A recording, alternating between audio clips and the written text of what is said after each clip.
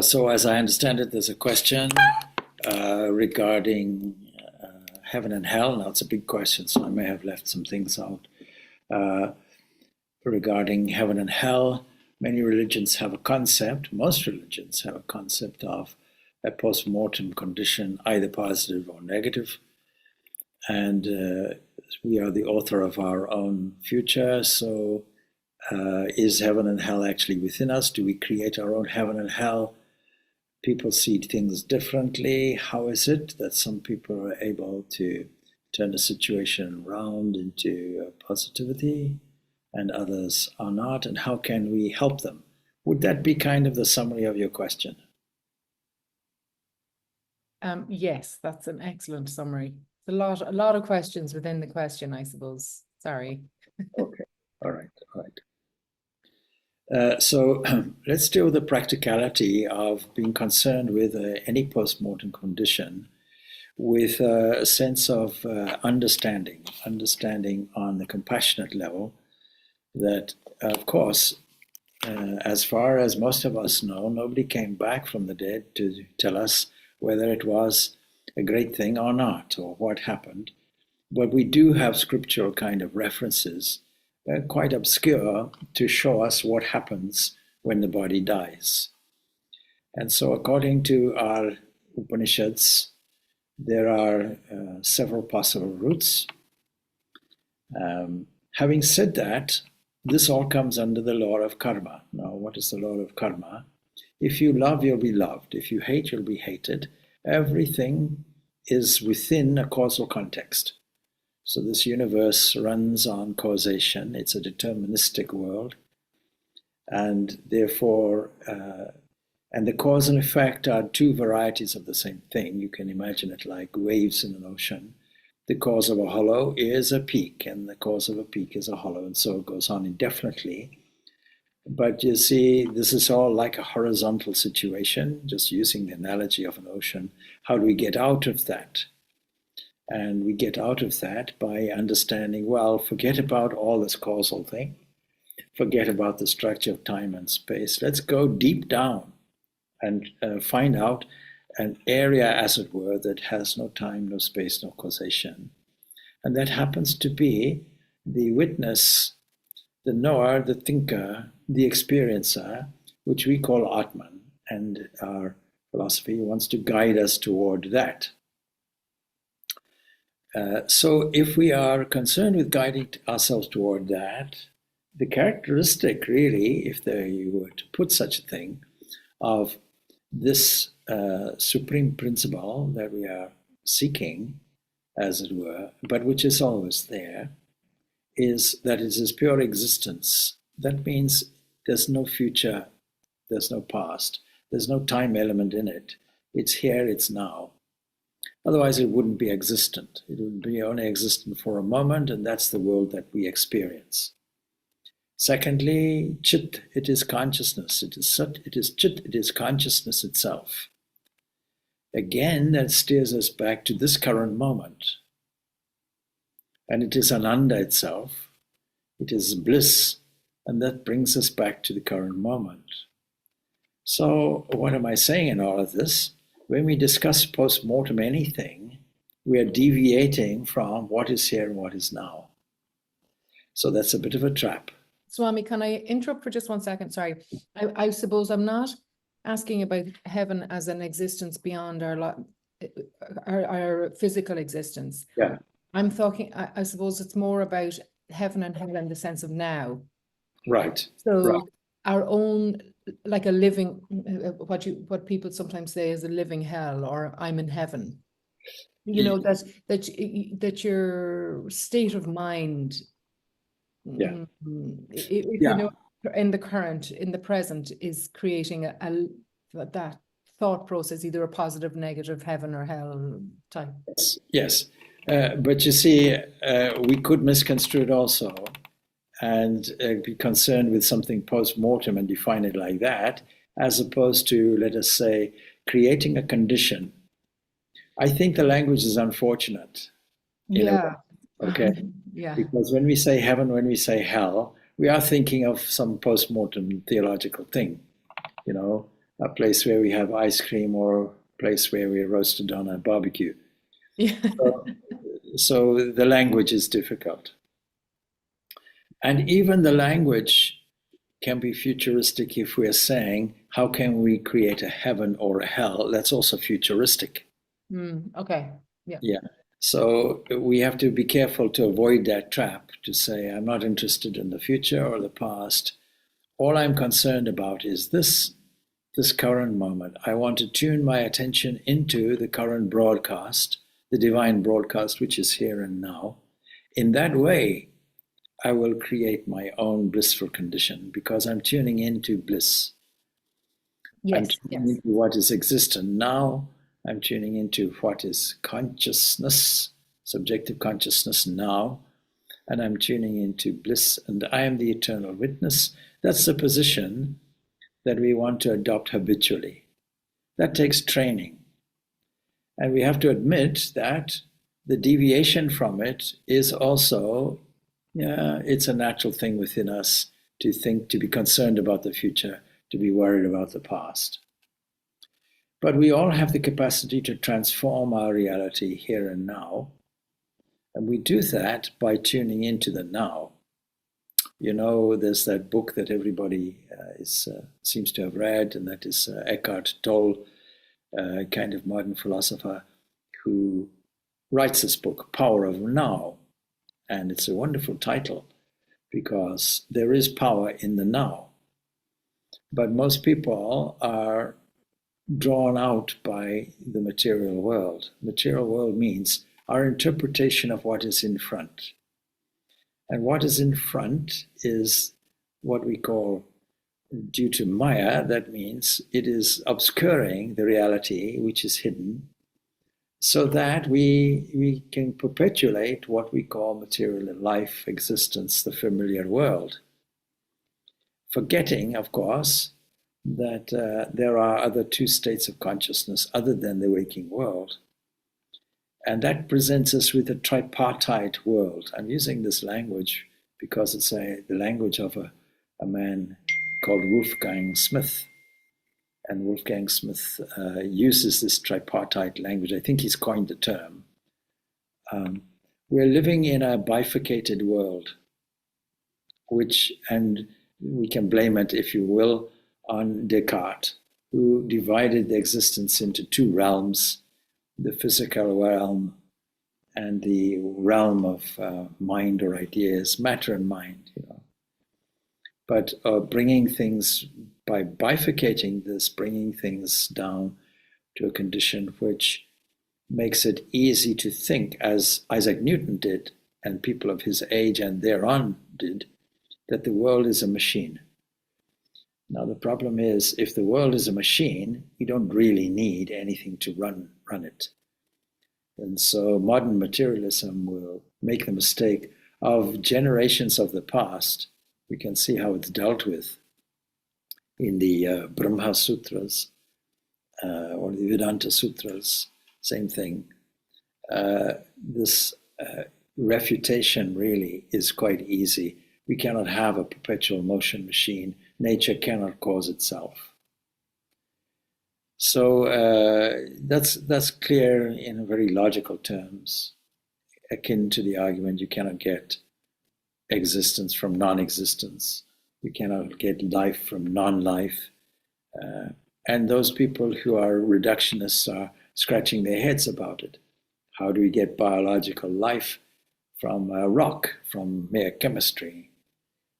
So these are head-scratching moments for them. They're not head-scratching moments for us, because we have a kind of vertical causality that traces everything back causally and traces it back to a cosmic mind. That means we have access to this broadcaster called cosmic mind. And that means that any thought that we put in has a capacity to transform our reality in the next second, the next second, the next second, the next year even, the next life, and the next lifetime. And we have to learn, of course, the technique of making this transformation. And the trick, I think, is in the language. The language that we use can be for or against us. And we are constantly scoring, if you want to put it in soccer terms, own goals. And we don't realize it. But this is also part of the entrapment. And so it's a kind of a game like that, where we are constantly scoring own goals against ourselves. So what to do about that? Well, in the language and the analogy of sports, we take ourselves in hand a little bit, we pause, we do a little bit of training, we change. I'm going to use an analogy of golf, for example. I think it is well known amongst professional golf players that when you have a bad run, something is wrong in your golf swing or something like that, and you didn't realize it because you got into the habit of wrong techniques. So the first step is, I'm doing it wrong. Second step is, let me see what it is. Third step is, let me now practice a different way, a different approach. So I quoted at the beginning Julian of Norwich, the famous all shall be well, and all shall be well, all manner of things shall be well. You could not get something more positive than that. And so how can we transform all the manure of life into rose flowers? Because rose flowers grow in that material, and they don't have an argument with the compost and said, I'm sorry, I didn't reproduce you. I reproduced a sweet-smelling rose flower instead. My apologies, I'll do better next time. No, it says, let me take your raw material and use it and learn to transform it. As far as others are concerned, we have no business transforming their lives. We have no business changing them, because that would be a lack of faith, which says there is no inner drive. For example, we cannot complain if there are weeds in a garden that strangle flowers. We simply take the weeds away. Unless you have a philosophy that says weeds are beautiful and let's take all the flowers away. So the art of gardening is not like that. The art of gardening is, let us give room for the growth of flowers and leave the growth to the flower. There's nothing we can do to the flower. You don't get up in the morning when the sun rises and parade up and down by your flower bed and give the flowers a lecture how to grow. That's not going to work. If you take the flower by the head and give it a tug, you'll destroy the flower. Come on, grow. No. You leave it to its inherent nature. But when you talk about growth, a growth towards the light of truth, growth involves pain. Growth involves ups. It involves downs. It involves going through the experience of life and valuing it and learning from it. Now, if we don't learn from it, that's our difficulty. And the maximum we can do is look after our own light, which should shine and influence others by virtue of our example. That's all. And see the divinity in all beings, including difficult people, so-called difficult people. See them as dressed up divinity and respond accordingly in a sensible way. That means we're playing the game, we're playing the drama. We're not criticizing, we're not valuing them as defective beings. We're valuing them as flowers that have their own formula for growth inside them, because there's an inner controller. There is an internal entity. There is an inner being. The language that the Brihadaranyaka Upanishad uses is inner controller. Something is there, something occupies it, as it were, develops it from within. So, yes, if we cultivate negative thinking, the trap is in our language, and we ourselves don't fall into that trap. We become like Julian of Norwich, and we assert positivity, and on the basis, not a false positivity, it's on the basis of how we view this environment around us, including the bodily environment, including the psychological environment, including its extension, the objects of the senses which are there, and learning to see all things as manifested waves of the divine. That's a key principle. And I have, you see, not much philosophy really, because I'm just a one-horse pony, as it were. All I'm telling people is, see the divine self in all beings and all beings in the divine self. See God in everything. See God in all person. See God in somebody's eyes. See God in somebody's face. See God in the face of the sun. See God in the face of the moon. And this is not from me. This comes from the Upanishads and the reflected version, which is we call Bhagavad Gita. So that we learn to cultivate in every action and every thought, every word, we cultivate the sweetness of divinity. And that is the shining example that we give. We are not, most people are not teachers. The flaw about being a teacher is it adopts a superior position. I am fine, you're not. Let me make a correction. And God stands by and says, if you want to correct people, I'll give you many things to correct. At the end of the day, you'll complain, I never saw you, I never realized you. No, you wanted correcting, you wanted to be a professional corrector. So I put everything in your garage for fixing. That's it. Sorry to disturb. Yeah. Sorry, you're right on point on something, but here's a challenge that I've got. Yeah. Today's world and what's happening in the world today, I find it very difficult to see the divinity in people who expose evil and what I would perceive to be almost hell on earth. And I'm not saying it's hell on earth. I'm not being that dramatic.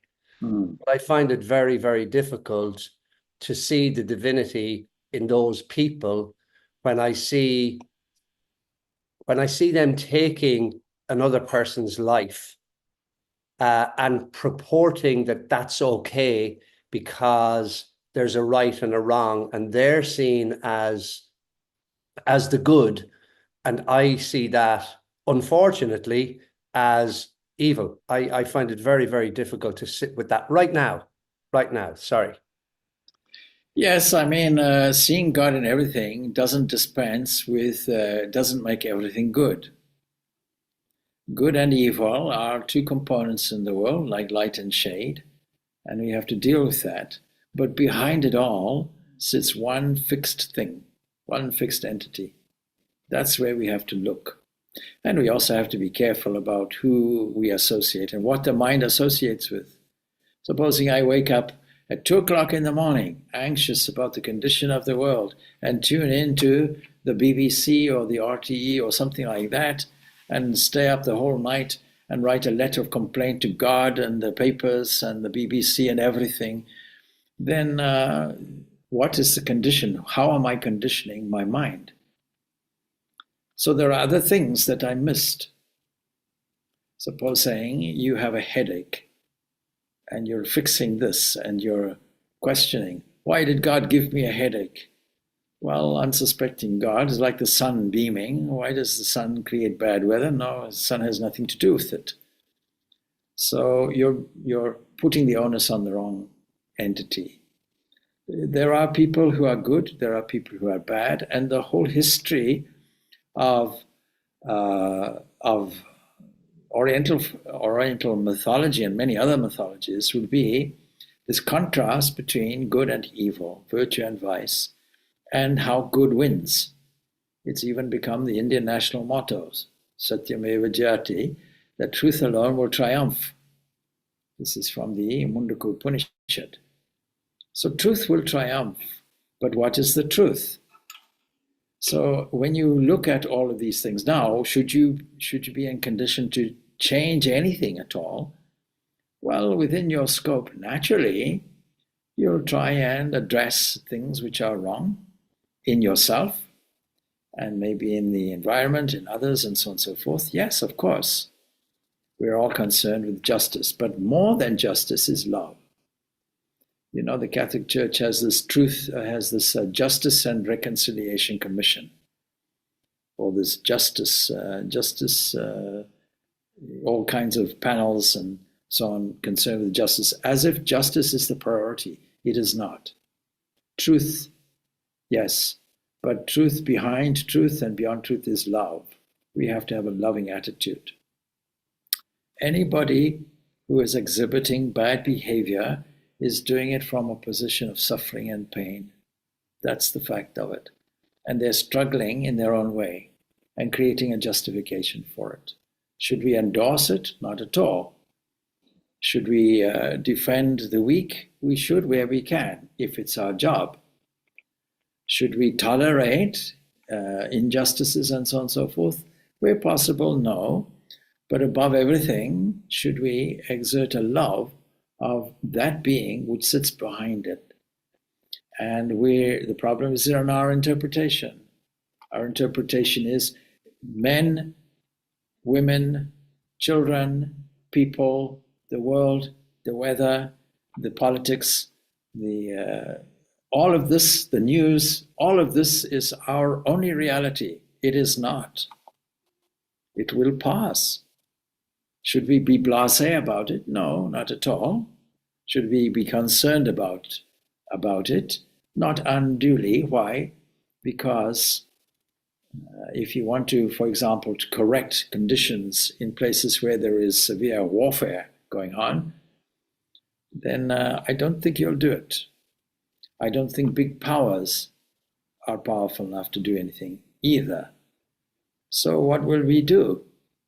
We have to resort to the one power that can solve all problems. You know, not long ago we were celebrating the Navaratri, and even non-Hindus can learn some interesting lessons where all these celestial weapons, all the weapons of the entire universe are collected, as it were, and the whole force of divine energy made to exert itself. So there is a causal law which is going on. And I don't think we should get a headache over it, because we have to exert a higher kind of understanding, a deeper kind of understanding. That deeper understanding is these are all collective divine waves that sort themselves out into pairs of opposites. And when it comes into the human realm only, do we have these values of morality and immorality. But for us, we have to exert as much as we can morality. What is the basis of morality? It is unselfishness. Unselfishness means we have no association with the ego, which is a summary of a body-mind complex, a unit there. We have to learn to revalue the human body as a kind of earth car that is moved along, an instrument, or a housing, a temple, that we decorate on the outside and do some interior decoration on the inside through keeping physical health, and that we decorate the mind with loving flowers and beautiful decorations, all adorning the Lord's inner sanctum that we call the mind. That is not my mind. That's a big error.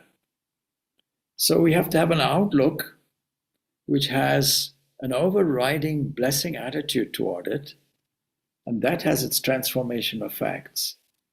But as soon as we say, the world is bad, the world is evil, the world is a desperate place, we've asserted three negative things which will upset our mental equilibrium and contribute toward the overall evil of the situation. Evil thoughts will create evil results. So we have to learn to stabilize the mind. We have to do it with young children. That is why yesterday, for example, we had a workshop for children on the Bhagavad Gita. I pointed out that why we want to teach youngsters the Bhagavad Gita is because after formal study, children have to have stable character. They have to have a spirit of service. They have to have an understanding of good citizenship and a wider range of interests. So we have to teach them these principles as easily as we can. And they learn by rote learning. They learn stotras. One of the events yesterday was a kind of recitation of the stanzas from the Bhagavad Gita, various chosen standards that they had, principally from chapter 3, actually all from chapter 3, because chapter 3 is to do with karma yoga. Karma yoga, well, this is a useful thing. That was the theme of the workshop. So how to understand that? Now, they stand in front of a microphone and they think, now, what was I taught? Oh, yes. And they start off. Sometimes they have a false start and others have to remind them. And then they get it. And you can see on their faces, it's all about remembrance. It's nothing to do with understanding what the stanza means. And that's okay, because at some point or other, they will take those stanzas that they learned by memory and understand what does it actually mean. And more than that, how can I apply the utility of the stanza? How can I meditate and draw it in?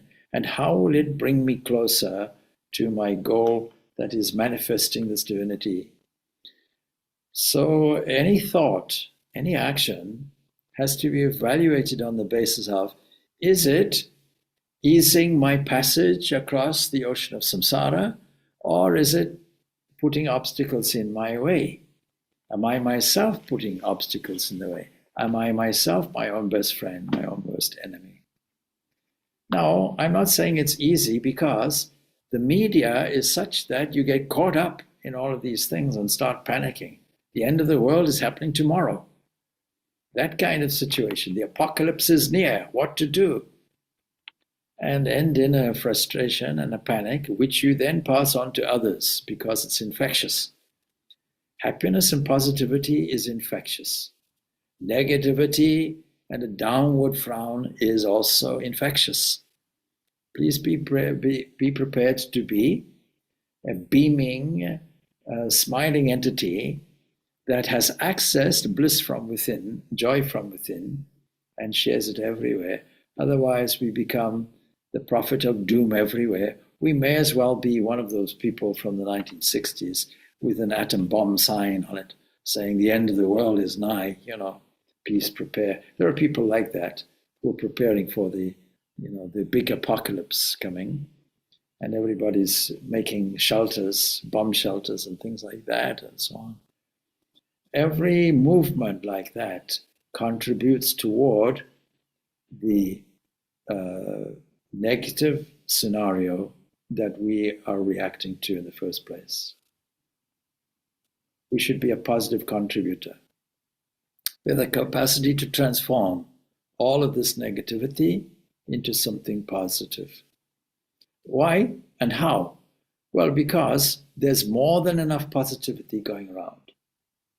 I hazard a guess, most people, hopefully, took something of a bath or a shower or something like that this morning. Did you ever wonder about the miracle of the supply of water, or did you take it for granted? Did you stand under the shower and think, what a marvelous thing this is, arrangement, that there is water supplied, easily accessible to me, not like some places in Africa, easily accessible to me, and it's something that is flowing, and it's something, and water is life. And what a miracle it is. It's one of the vital components, one of the vital elements that make for life.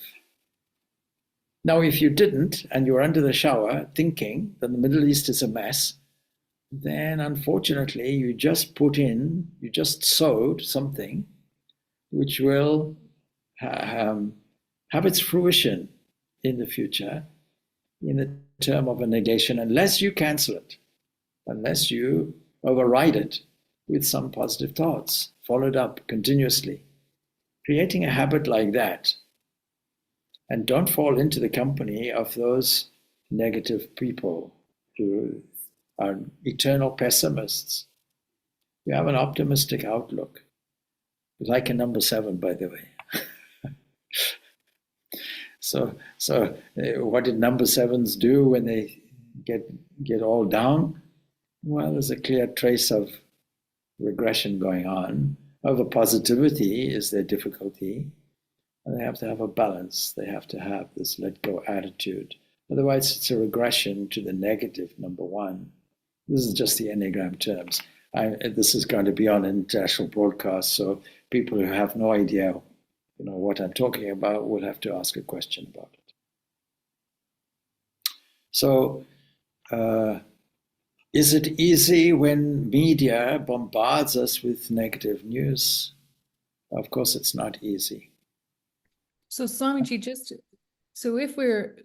I'm coming back to that idea of if we keep putting those positive thoughts in, and it's like you say, it's not denying that there are negative things going on in the world, or not denying that there are, you're not burying your head in the sand about whether it's what's going on in the world, going on in your community, going on in your own body, your own life, that it's acknowledging those, but flicking the switch to something positive and seeing because you said at the very beginning, there's positive and negative, there's black and white, night and day. So it's making that switch to something more positive.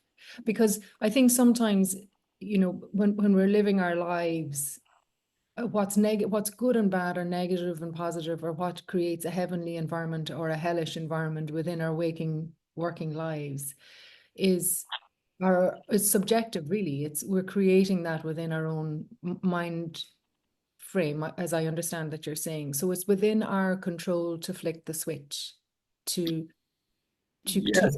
karmically to change that thought process. Yes, what is good and what is bad is up for debate. Some people's good is another person's bad. Some person's bad is another person's good. There is such a thing, of course, as subjective morality. Swami Vivekananda gives some examples. He says, okay, is it good to eat pork? Well, for the Muslims and Jews, no. In fact, in Africa, it's also taboo. No, it's not. But for Christians, what's the problem, So it's bad and good. This is subjective interpretations. Then you can have justifications for what is universally deemed to be evil. And there are objective moral things going on. Absolutely. What is our job? Our job is to make sure that our mind is filled up with all these sattvic thoughts we can muster of truth and beauty and goodness and love and harmony, like that. And that means we have to transcend good and evil. Good and evil are necessary components in the world and are there evaluated at the human level. You can't give a lecture to a crocodile to say it's bad to eat people's legs. The crocodile won't understand it. Its nature is to do it. The whole of the universe is to do with the struggle between positive and negative, light and darkness, etc., etc. At the human level, we evaluate it because we have something called a conscience. A conscience is a ratification, an instinctive understanding that there are some universal objective moral values, and they're all centered around how much egoism one has and how much they don't have. It's all to do with that. It's all to do with selfishness.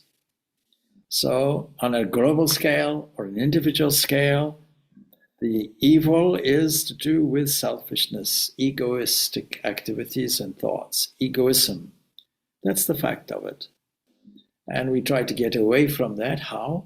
Not by running or attacking, but by sublimation. We do it by filling the mental field with all not just the positives. Now, what is the difference between good and positive is an interesting question. So we have to transcend both good and evil. It's transcending both of these. It's accepting that good and evil are necessary components in the world. And it's also transcending it. How do we make a heaven? By transcending good and by transcending evil, both of them. By going to the underlying depth of the primary material and efficient cause of everything, which is the divine. This is what we call God, the beloved, the enduring, the infinite, the absolute, the supreme love above all loves, the one that is ever beneficent, the one that is all flowing goodness and grace, that kind of thing, all of that. That means that our world will be exactly like that. So when we create a heaven like that in our imagination, fill it in the mind, everything being really to do with imagination of some kind, image making of some kind, then we image make in the most wonderful way we possibly can, that is close to our representation of the underlying reality, which transcends both good and evil. When we do that, when we make our minds a complete blissful area of abundance and blessing, a blissful nature shining through, put as in the Upanishads. Last week we were studying the Chandogya Upanishad, and always the students who gained some kind of illumination showed physical exhibition of it. The teacher said, your face shines like one who knows Brahman, that kind of thing. You see? So let your face shine, let you be a beacon of light. And the more you do that, it'll be like people waving lighters at a concert. Everybody is waving lights, wonderful, super, we're all on the same page, and so on. So should we take some practical measures about the inputs that we receive? Absolutely we should. We should assert, I will not make my mind a dumping ground for other people's miseries, or a dumping ground for other people's garbage, for other people's negativity. I refuse. I'm not, we should have a kind of sign here on the forward, dumping disallowed. They have it everywhere in Ireland, no dumping here, no dumping here. Well, please don't dump in my mental field.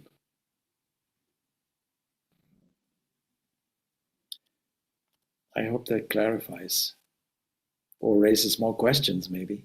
Come on. Both. Yeah, good.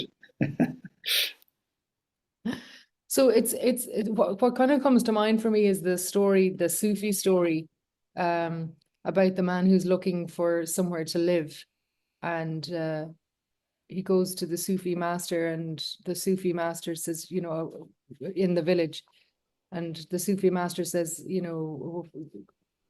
we want to come and live here. And the man said, yes, what kind of village is it? And he said, well, what was your village like that you lived in before? And he said, oh, the people were tyrants and, thieves and really horrible, with terrible neighbors, and, life was really a misery. And the Sufi master said, well, that's exactly what you'll find here.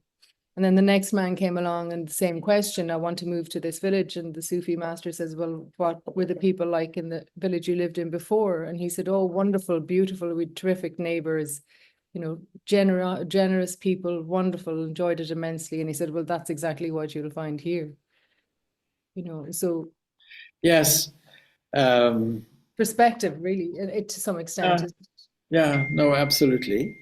There's a story I told. Well, I told it. It's not my story. It's a story that is contained in the Mahabharata, and there's a section there called Vyada Gita, a discourse between a young sannyasin, a sadhu, and a great teacher. And so to all intents and purposes, this teacher we would have evaluated as somebody who was repulsive. Why? Because Vyada means something like a butcher, abhorrent to many people, bad occupation. We don't want to associate with somebody who has an apron full of blood and entrails and so on and so forth. We are repulsed by such a person.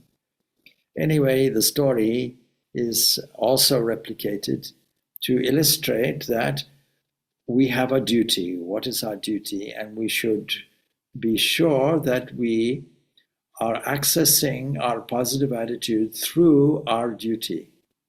Now, I've told this story before, so I'll tell it again. In fact, I have it in front of me so I can read it as Swami Vivekananda summarizes it. So, he says, and I'll read it directly, it's much more interesting than me telling the story, although I do enjoy telling it in my own way. A young sannyasin went to a forest. There he meditated, worshipped, and practiced yoga for a long time. When we talk about yoga, we're not talking about standing on your head here or standing on somebody else's head. We're talking about spiritual discipline, meditation.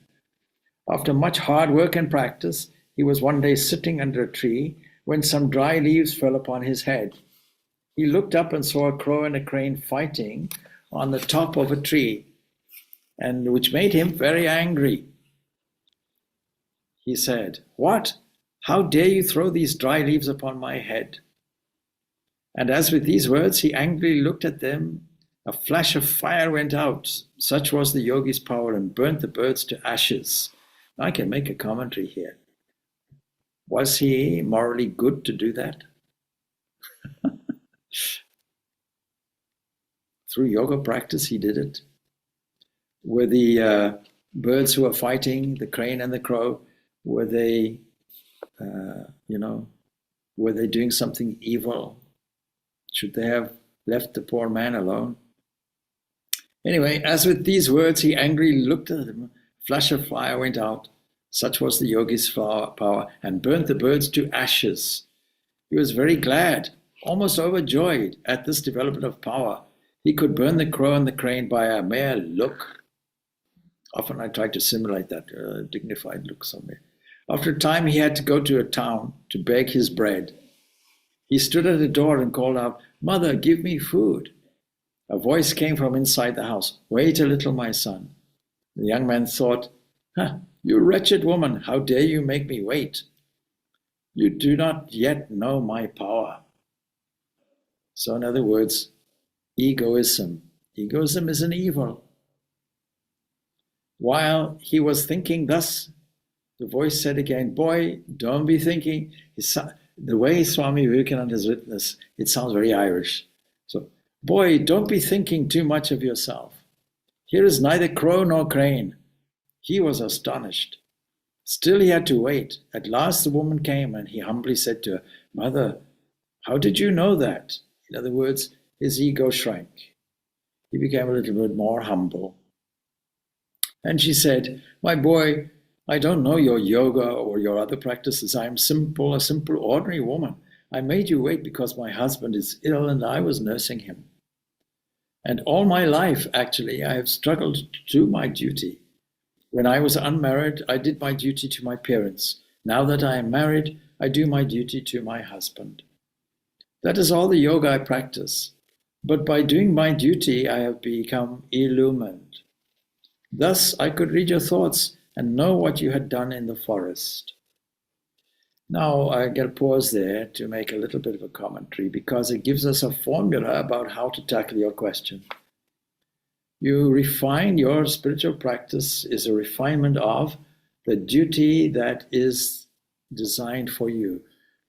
The assessment of your skills, your talents, your abilities, the thing that you can do that nobody else can do. So yesterday, I began with the usual standard formula I use for children. Please look at your fingers. Do you find any fingerprints? And they all look and they jostle each other and they all nod. Yeah, you have fingerprints. Yeah, yes, we all have fingerprints. Very good. Well, before you were born, they were never seen before. When you die, they'll never be seen again. This is a standard size or a sign of your uniqueness. There's something you can do that nobody else can ever do in your life or has done or will do. This is the mark.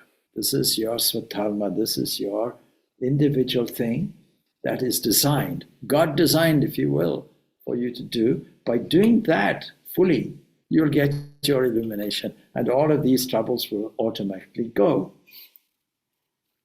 So anyway, she further told him that if he wanted to know something higher, he should go to the market of a certain town where he would find a vyadha. That is one belonging to the lowest class of people who were hunters and butchers, involved in bloodshed. Wonderful. And this Vyada would tell him something that he would be very glad to learn. So the sannyasin thought, why should I go to that town and do avyadha? But after what he had seen, his mind had opened a little. There's a beautiful statement. His mind opened a little. We have to be much more broad-minded than the average person who's doom and gloom. But after what he had seen, he did this. His mind opened a little bit. And so he came to a town. He found the market, and there he saw at a distance a big, fat Vyada cutting meat with a big knife, talking and bargaining with different people. And the young man said, oh, Lord, help me. Is this the man from whom I'm going to learn? He is the incarnation of a demon, if he is anything. In the meantime, the man looked up and said, oh, Swami, did a lady send you here? Take a seat until I've done my business. And the sannyasin thought, what comes to me here? He took a seat, however, and the man went on with his work. And after he had finished, he took his money and said to the sannyasin, come, sir, come to my home. And on reaching the home, the Vyada gave him a seat, saying, wait here, and went into the house. And he then bathed his old father and mother, fed them, and did all he could to please them, after which he came back to the sannyasin and said, now, sir, you have come here to see me. How can I help you? What can I do for you? And the sannyasin then asks him a few questions about the soul and about God. And the Vyada gave him a wonderful, wonderful teaching, a wonderful lecture that forms a part of the Mahabharata called the Vyada Gita. And in fact, it contains one of the highest flights of Vedanta. And when the Vyada had finished his teaching, the sannyasin felt astonished. He said, why are you in that body? With such knowledge as yours, why are you in a Vyada's body and doing such filthy, ugly work? My son, replies the Vyada, no duty is ugly, no duty is impure. My birth placed me in these circumstances and this environment. In my boyhood, I learned the trade. I'm unattached. Now that's a big lesson. We have to be unattached.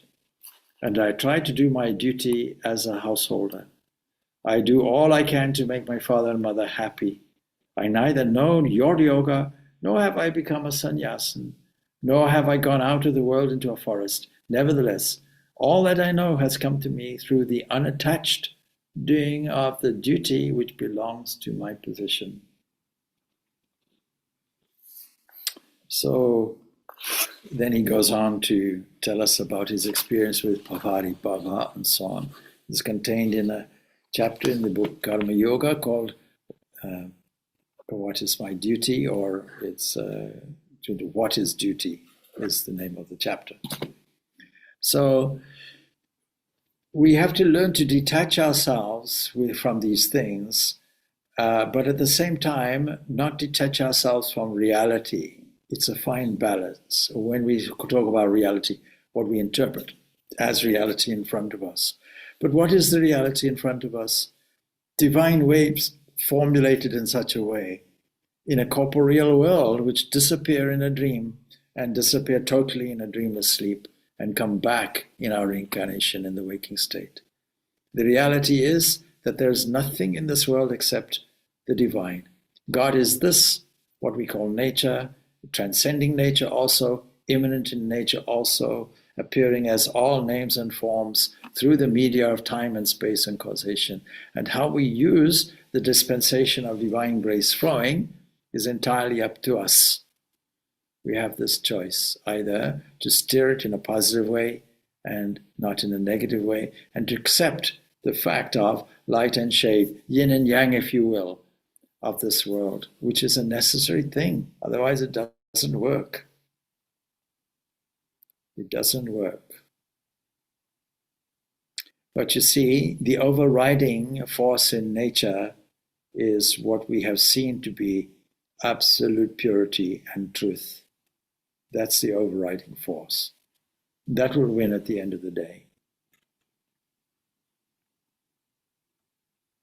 just as sure as mythology tells us that good wins at the end of the day. If we want to change the world, it will be an impossibility. Even the Divine Mother of the universe would be portrayed with 1,000 hands, 1,000 heads, with 1,000 weapons. But what are the weapons that are being used? Discernment, knowledge, wisdom, strength, courage. All of these things are there.